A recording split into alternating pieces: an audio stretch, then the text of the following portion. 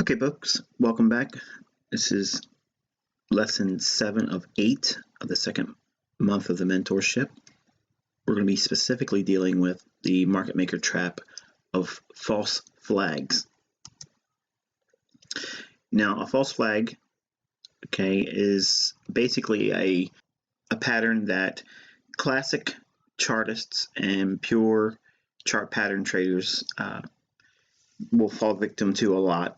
Early on in my career, I fell victim to this particular pattern a lot as well, because as a new trader being introduced to the markets, and the commodity market or asset class I started with was the commodities market, my way of introduction came by way of Kent Roberts, and one of the patterns that he taught in his manual, World's Most Powerful Money Manual. I wouldn't go so far as to say that, but it did introduce me to technical analysis. And one of the patterns that studying classic chart patterns is a continuation pattern. And one of the simplest to see in price action is a bull flag. But unfortunately, not all sudden price rallies that move into a short-term consolidation are bull flags. And if you don't know what a bull flag is, don't worry, I'm going to give you an example of what they are. But for now, for the points of concern, we have to understand that in a mature bull trend or in higher time frame distribution levels, price will post or create or print, if you will, in our charts, a false bull flag. Now, retail traders, and I'm referring to myself when I first started as a commodity trader, I saw this as a classic continuation buy pattern, but it many times resulted in a reversal.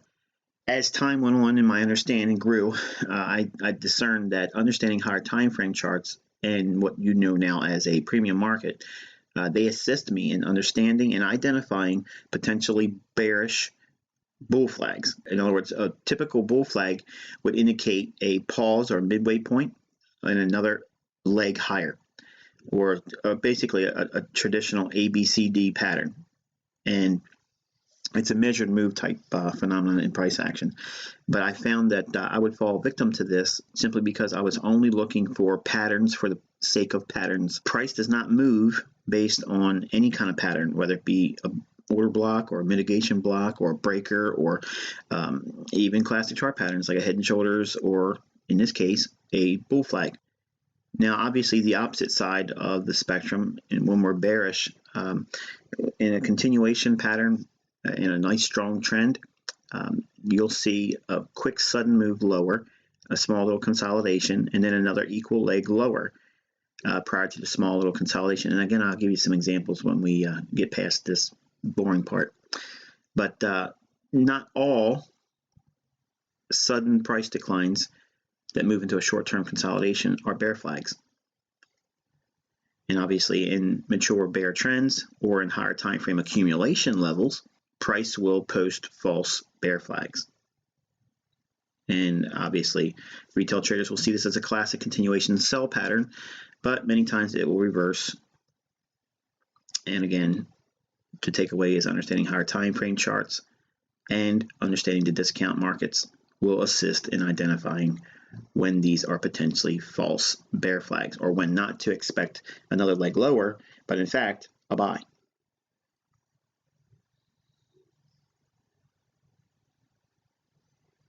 Okay, so for those that are unaware what a bear flag or bull flag is, this is basically a graphic depiction. I just simply did a Google on bull flag, and this is one that came up that I agree with in terms of what it explains on how the price action should be viewed.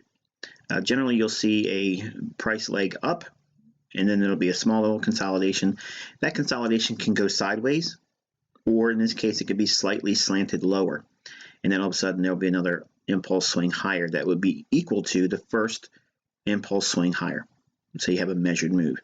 The reason why they call these patterns bull flags is the first leg up in price, that would be viewed as the flagpole, okay, which is the reason why I got its name that way.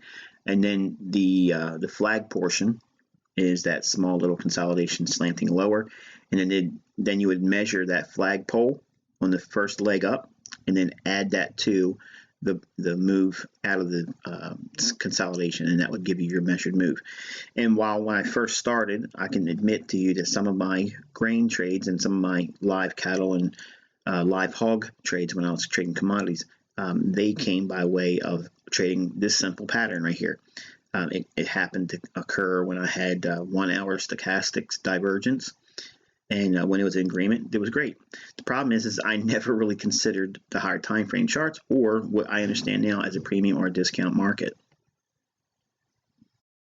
Obviously, the same thing can be said just in reverse for bear flags. Generally, you'll see a market drop off, have a sudden decline, then consolidation sideways, or in this case, it can be a consolidation that slopes up diagonally, and then another leg equal to the first price swing or impulse swing lower. That measurement on that first leg lower, if you subtract it to the breakout high in the consolidation, that will give you your projected low. Now again, when markets are in a nice strong trend and they're not mature and they still have more legs to go lower, okay, this pattern is pretty consistent. The problem is when you're not aware of when the trend is mature or where you're in areas of accumulation. In other words, the market's really coming under aggressive buying by smart money.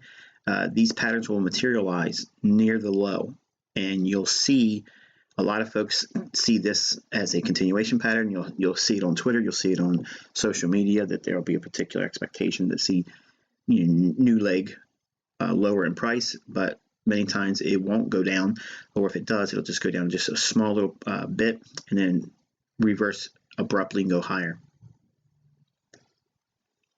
Now looking at another Google example, okay, just give you a little bit more framework. And these are not my charts. I just simply grabbed them off of Google. And you can actually do Google searches on your own and get a little bit more examples of what a bull flag and a bear flag look like in price action. But I liked this one here just for a quick an idea of what we would be looking for. In other words, what the flagpole measurement would be, and adding it to or subtracting it from that consolidation to give us a price target. And that's great. Well, I'm not trying to teach you the continuation pattern here because it's obviously pretty general knowledge. I want to teach on how the markets can actually give us these false patterns, and we can take advantage of that.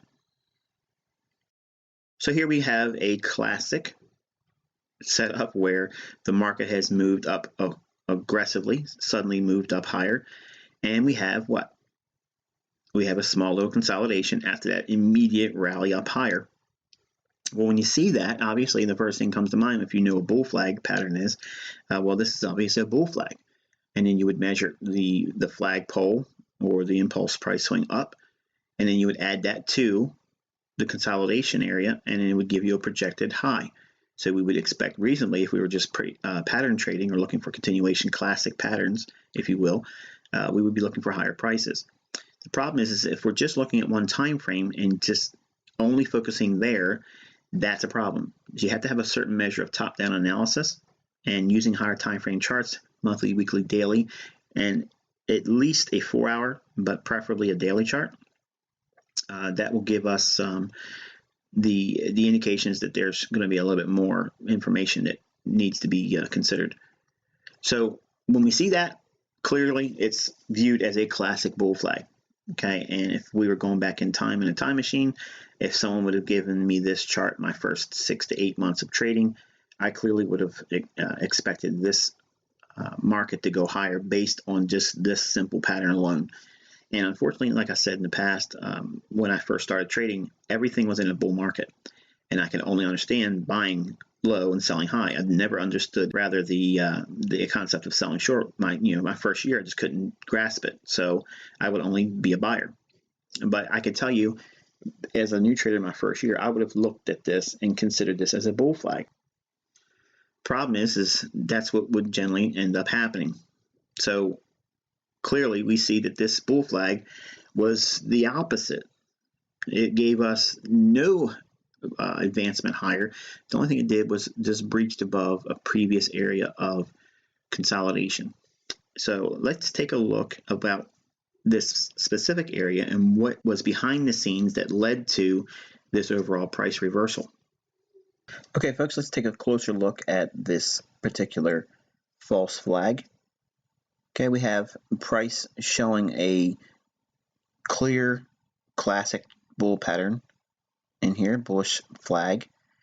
But what would cause this market to break down like that? Why did it not continue and make its equal leg up here added to the move up? Why didn't we get a measured move higher? And again, why did the bull flag fail? Well, let's take a look at things a little bit closer, and let's focus primarily on the bodies of the candles and the price action first. Forget this wick for a second. Okay, and we're going to look primarily at the bodies of the candle right in here. As price dropped lower, we rallied up, tried to go a little bit lower again, and finally ran through. Everybody that trades bull flags would have been excited about this move here breaking out. The only thing it did was trade just above this old high. Okay, if we were going to use this area right in here, we're going to note that and shade it with an area to highlight it, and we're going to go out to a daily chart. Okay, so we have the daily chart here, and what I want you to look at is we have a price swing from this high down, and then we have a retracement up.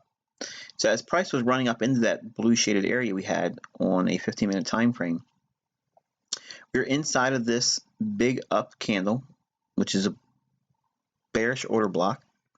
And we also have, if we take our fib and we draw it from the high down to the low right here, which is right before this price swing up, we can clearly see that we are in an area of distribution. And what that means is that we are in an area of premium. So all through here, the market is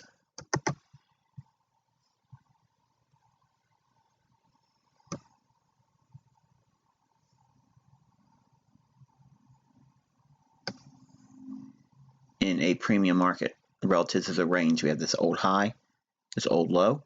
So now what we know about the market now, we're going to drop down into a 4-hour chart. So we're focusing primarily here.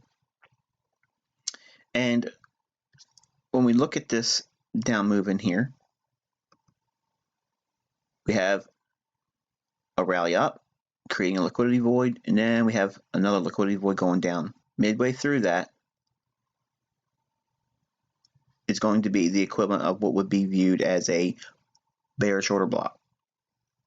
So since we're in a premium market where we should be seeing distribution, we have two areas at which the market created liquidity voids, running up, then running down.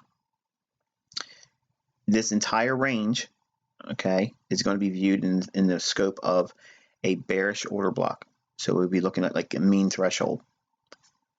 If we drop down into a 1-hour chart, okay, so we have price coming down, and right in here, we're going to look at a little bit more detail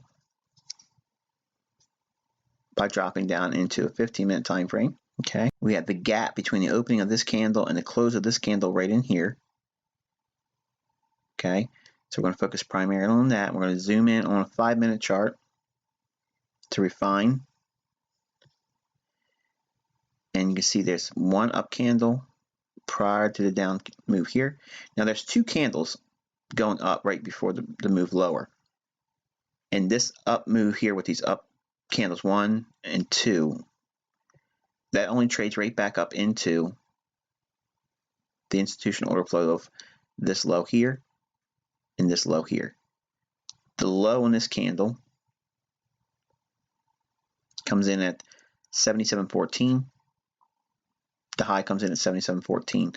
So it closed in the liquidity void in here relative to what was offered. The market was posting bullish prices or offering higher for the buy side.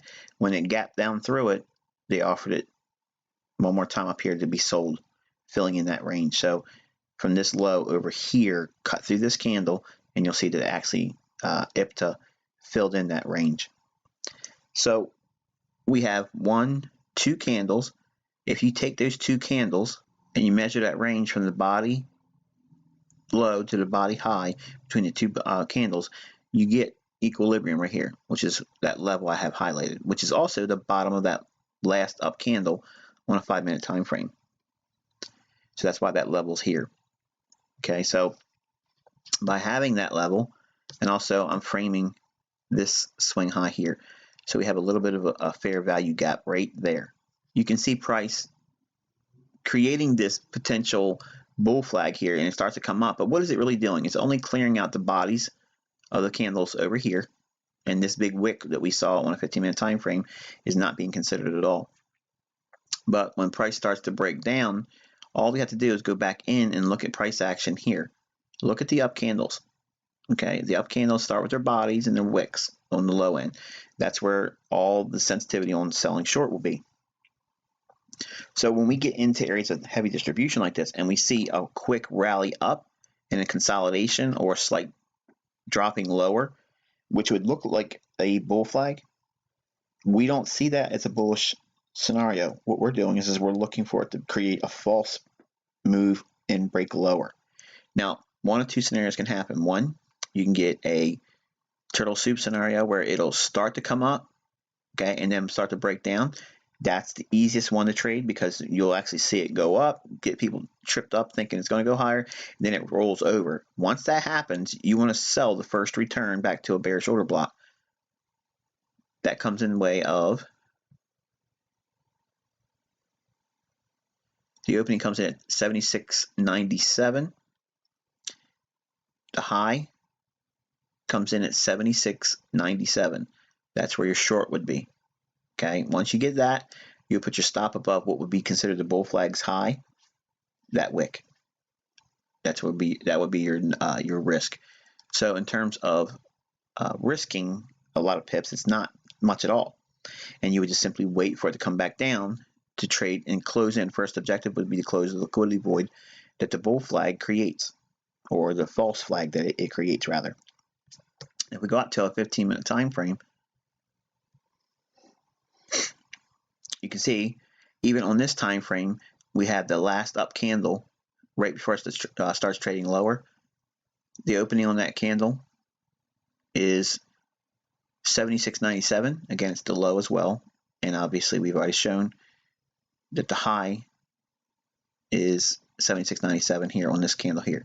So price breaks down, closes in its void, goes right to the bearish order block, and then we can see that as a sell-off.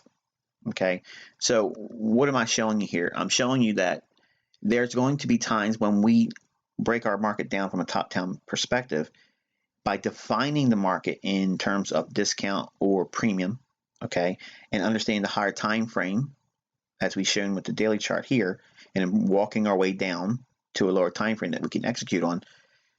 We can use the premise that other traders are going to see this as a bullish scenario, so it's really a sentiment play in addition to institutional order flow in a higher time frame. So we're able to see what everyone else with a retail-minded perspective would see here in terms of continuation on the upside. But when we start to see it to break down, we know we can get right back in there and sell it short right at that moment there. And then quickly price moves away aggressively and then closes in its void right here. And then ultimately trades up one more time, closing in this small little liquidity void here, and then ultimately moving lower. So let's take a look at an example of a bear flag that would be a false flag and how that would translate into higher prices. Okay, we have one more example here. Price has a sudden decline. We're in an existing downtrend here. Okay. Price goes into a small consolidation, and look, we're having that small consolidation sloping higher. Okay, by all intents and purposes, this would be deemed as a classic bear pattern, okay, or bear flag continuations. So one would reasonably expect to see a move from this high down to this low, from this high projected lower. So we could potentially see a move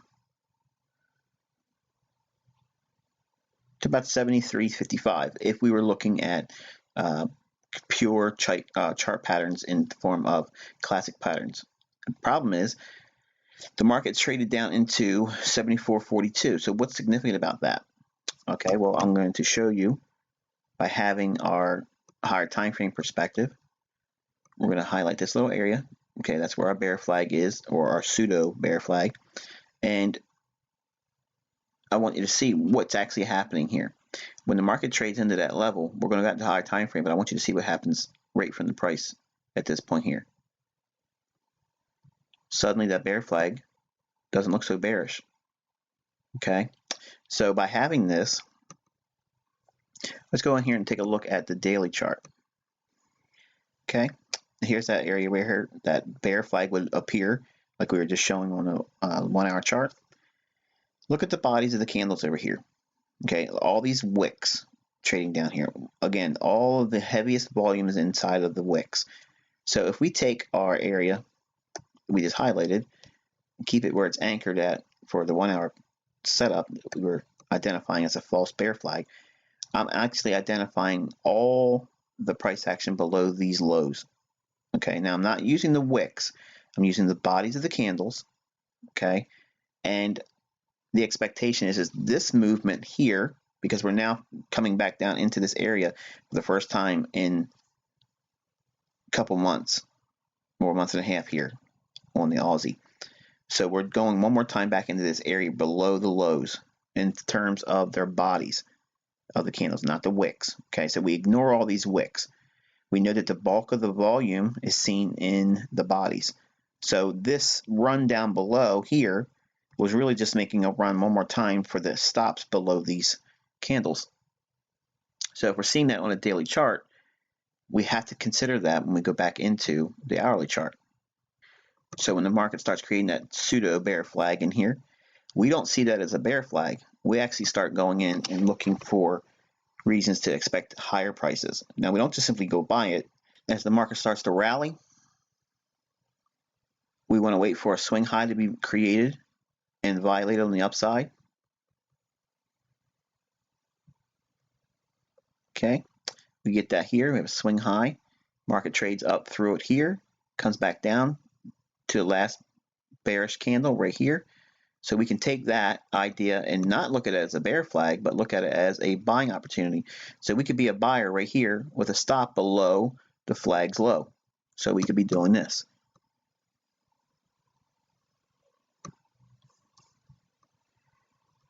Your stop would be below there.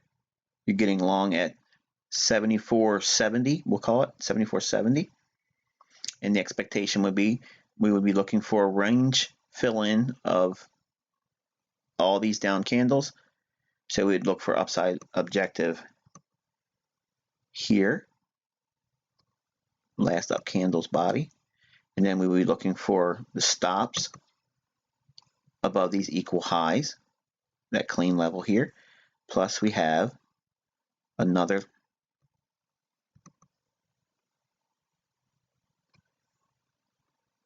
bearish order block here, and then one more right in here. Then we have equal highs again, so we could be looking for that for a liquidity pool. And we can look up here for another objective if we want to look for a really long-term type scenario. Okay, so going forward, price responds off that level rather handsomely. Comes back a little bit of retracement just to populate more buying in here. Price comes up, sweeps out these equal highs right here. So these highs in here were cleared out. The high on this candle comes in at 75.68. the high on this candle here comes in at 75.73, so we cleared those stops out here. That's why we saw a little bit of a rejection here. And ultimately, we see price rally up into closing this range here and then blowing through its high. And then the next area of liquidity would be this liquidity pool here. It trades through that here. Small little consolidation again, then ultimately seeing that run up into that rejection here. So there's that bearish order block we finally looked at, and it swept through that as well, and ultimately, just for good measure, cleared out the old highs over here. Okay, so it's not the fact that we're looking for chart patterns, okay, and especially if the idea of looking for a continuation. Well, actually, if I just scrolled over, didn't even realize, but we had one more here. Okay, price trades down, creates a small little consolidation, slightly higher. That would be viewed as what? A bear flag. Okay, what we're actually going to do is we're going to wait for a swing high to be violated. Okay, and we have a swing high here. Even though it creates a lower low, it would have been looking like, oh, this is going to keep going lower. All of a sudden, they put the brakes on, it goes higher. Then we have a swing high violated there. So we go down to the last down candle right here. Draw that out in time. There it is. There's your buy. And there's your run up higher. Prior to the down move, we just identified bear flag that was a suspect. Okay, it's a false bear flag. So when I look at price action, this is what I'm going to give you as a takeaway. When I'm looking at price action, I'm looking for reasons why other traders will view the opposite side of the marketplace. So I'm not always just looking for what would make me take the trade. I'm also looking for the marketplace to suggest to me how retail-minded traders are going to view things in the form of classic chart patterns, in the form of indicators. Okay, and we'll talk a lot about that later on in this mentorship. But for now, I want you to take away the study of going back through old data, go through your charts, and find areas where bear flags and bull flags were basically looking as if it would call for lower prices for a bear flag, and it reversed and went long. And look for opportunities where the market showed a clear example of what would be viewed as a bull flag, but it creates a high. And what happens actually is this. The market goes into a period of, after it rallies up or it moves down for a period of time, if we have the market create a run up, okay, say it just creates a quick rally up, then after that rally, the market will go into another consolidation. Okay, think about IPTA now. Price delivery has been rapid on one side of the marketplace, so the market's going to go into consolidation. It's going to pause for a couple periods, and that period is going to be relative to what it needs to do, and you never know exactly how long that time period is, which, again, I've already proven we don't care. We're just going to wait for the indications. The market's going to want to reach for a specific level of liquidity above the marketplace or below the marketplace. So if we get that big run up and it starts consolidating, and it can consolidate going slightly lower in a diagonal pattern like a classic bull flag would be, what's actually happening is they rallied price up to get traders thinking what? It's going to keep going higher. Then they pause it. What many times you'll see is the market will just do this.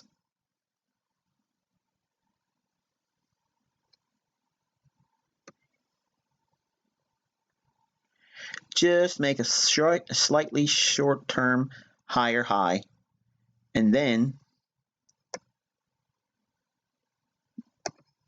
collapse. This is the basis of turtle soup. And you see that here. Okay, we have a consolidation here. Price rallies up, and then it falls through. Okay, the scenario is seen here. Price drops down, consolidates, it drops lower, so this would be like this.